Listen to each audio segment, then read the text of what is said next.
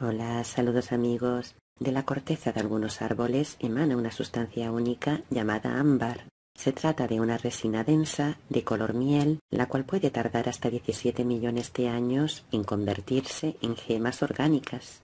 Este material es conocido como la piedra solar y su nombre, ámbar, proviene de la palabra griega electrón. Los antiguos utilizaban este material en sus mecanismos llamados barcas solares, que servían para atravesar portales. Y por este motivo los argonautas fueron en busca de este preciado tesoro. Los argonautas viajaban a bordo de una nave llamada Argos, con la que en cuestión de segundos se teleportaban de un lugar a otro del planeta, y esto lo hacían principalmente para robar y fundar ciudades e imperios. Por este motivo, sus viajes les llevaron a las tierras del ámbar en el mar Báltico, siendo este elemento necesario para construir los dispositivos con los cuales ellos podían atravesar los portales. Este es el principal motivo por el que el ámbar se convirtió en un material tan especial que durante la Segunda Guerra Mundial protagonizó uno de los mayores saqueos de la historia, porque fue con mucho ámbar como en el siglo XVIII se construyó un dispositivo que fue el protagonista de una gran cantidad de mitos y leyendas, así como de extraños incidentes, muchos de los cuales se hallaban asociados con la muerte de personas. Este dispositivo recibió el nombre de la Cámara de Ámbar, y todos aquellos que estuvieron cerca de revelar su ubicación tras la Segunda Guerra Mundial fueron asesinados. Esta cámara o habitación de características únicas y belleza singular posee sus paredes adornadas con guirnaldas de flores hechas de numerosas piezas de ámbar, las cuales fueron cuidadosamente seleccionadas.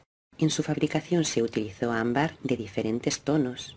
Los paneles de ámbar consistían en miles de placas pulidas, radiantes y transparentes, las cuales creaban un efecto indescriptible similar a la luz del sol. Se trataba de una estancia muy lujosa, de más de 50 metros cuadrados, en la cual se hallaba repleta de paneles tallados y mosaicos realizados con ámbar. Las paredes estaban decoradas con piedras semipreciosas y espejos que se encontraban resaltados con candelas sobre un fondo realizado en pan de oro. En su construcción se utilizaron más de 6 toneladas de ámbar. Para que este dispositivo pudiera activarse adecuadamente, era necesario que fuera instalado sobre un importante vórtice de energía, pero teniendo en cuenta que los castillos y los palacios fueron edificados a conciencia sobre ellos, podemos entender que eran los lugares más indicados para que este mecanismo se pudiera activar. Y cuando esto sucedía, sencillamente se abría un portal. Por su capacidad para conectar dos mundos distantes entre sí, la cámara de ámbar fue un elemento muy codiciado por los altos jerarcas, pasando de Alemania, lugar donde fue construida, a la Unión Soviética, superando la Revolución y la Segunda Guerra Mundial y terminando en manos de los nazis. Su construcción se inició en el año 1701, cuando Federico I de Prusia ascendió al trono.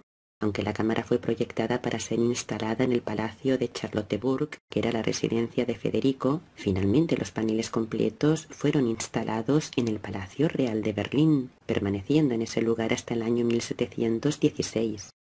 Pero Federico de Prusia no vivió lo suficiente como para ver la obra finalizada, algo que se concluyó bajo el reinado de su hijo Federico el Grande, y tampoco vivió para ver cómo su hijo regalaba la cámara al zar de Rusia, Pedro el Grande. Este caro regalo firmó la alianza entre los dos países. Pedro lo agradeció con estas palabras que fueron escritas en una carta a su esposa Catalina y en la que podemos leer lo siguiente.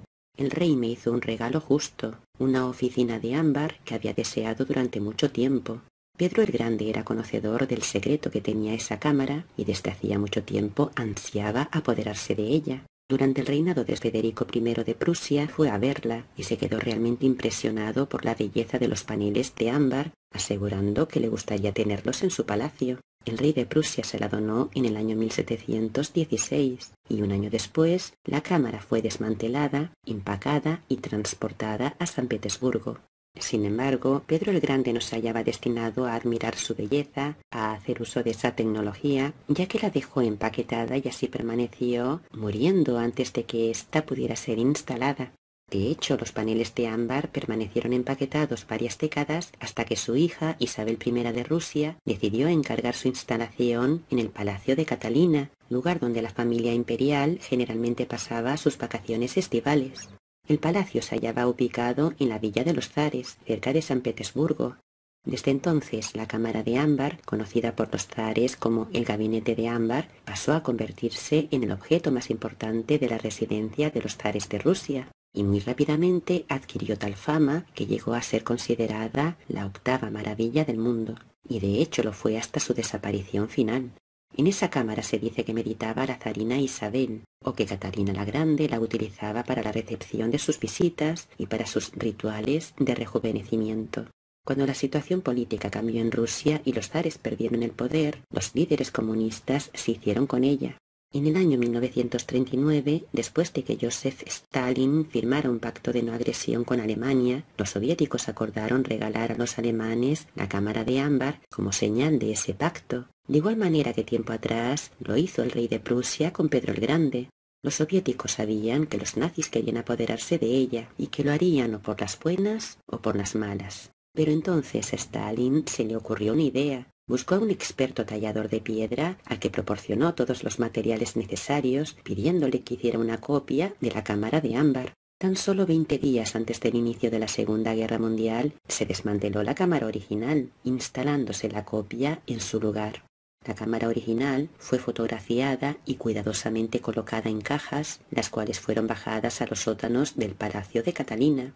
Stalin fue a ver la obra maestra antes de esta ser empaquetada, pero nunca se la pudo entregar a los alemanes porque durante la Segunda Guerra Mundial y en la estela de la Operación Barbarroja, que es el nombre que recibió la invasión alemana del territorio de la Unión Soviética, la cámara fue robada por los nazis y trasladada a Alemania. Esto se produjo en septiembre de 1941, cuando el Palacio de Catalina fue saqueado por las Fuerzas Armadas alemanas.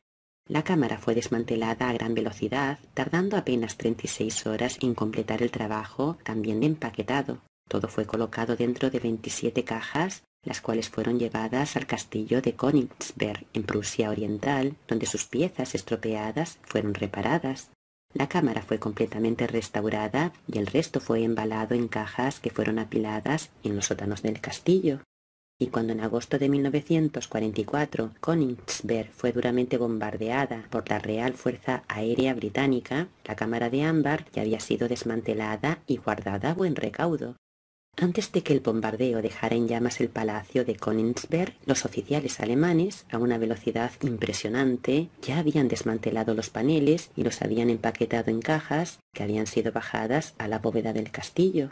Luego estas cajas fueron llevadas a otra bóveda más profunda, que era una sucursal del Banco Imperial. Este proceso se podía hacer sin necesidad de salir a la superficie, ya que había un corredor subterráneo que conectaba el Palacio Real, el Banco Imperial y otros importantes enclaves del régimen. Aunque después de la Segunda Guerra se creó una comisión para buscar la cámara de ámbar, sin embargo esta concluyó que la obra maestra había resultado destruida en el incendio del día 10 de abril de 1945 producido en el castillo de Königsberg.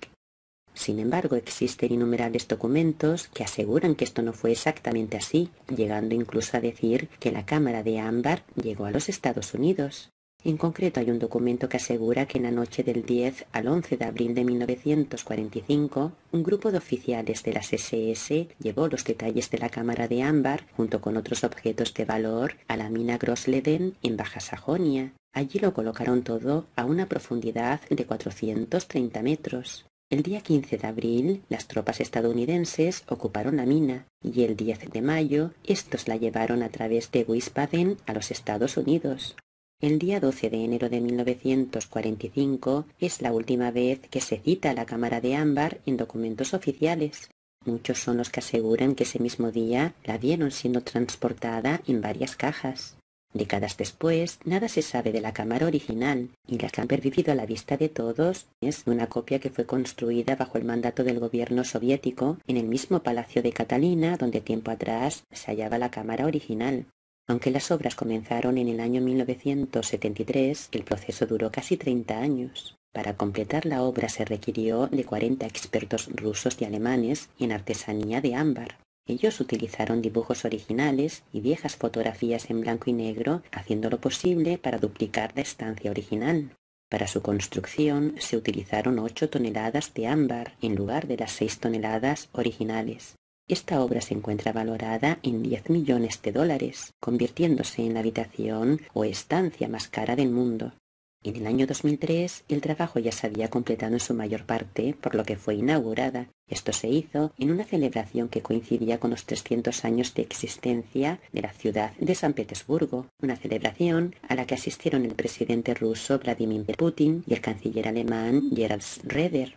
Terminó este vídeo planteando una duda razonable. Vamos a ver, si la cámara de ámbar iba a ser entregada por los soviéticos a los nazis, pero estos se adelantaron y la robaron del palacio de Catalina, lo más probable es que los nazis hayan robado la réplica y no la cámara original, porque la original ya se hallaba a buen recaudo en los sótanos del palacio.